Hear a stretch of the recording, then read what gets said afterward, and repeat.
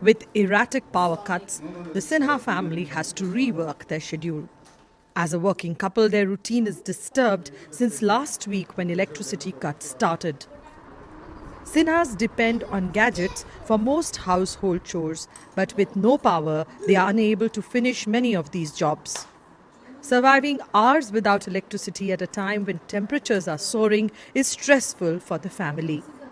If you know that there won't be any electricity from this hour to this hour, at least then we can plan our day.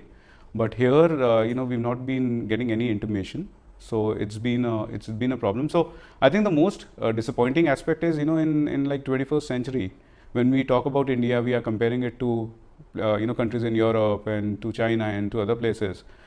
India is facing a second major power crisis after October last year.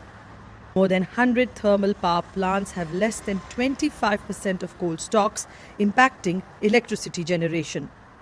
Today's situation is very alarming, very critical situation. Many power stations are having coal less than 5%, less than 10%. And this is the figure that 118 power stations are having coal stock less than 25%. That is critical.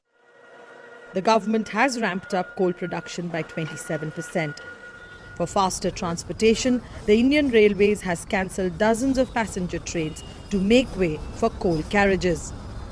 Experts say this crisis could have been avoided by better planning. There's a structural problem here because the thermal plants don't have adequate liquidity because they're not paid on time by discoms. So that leads to they're not able to pay to the coal miner and not having enough stock reserves.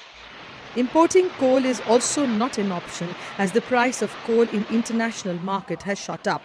The demand for power is expected to further rise in peak summer months of May and June to over 220 gigawatts.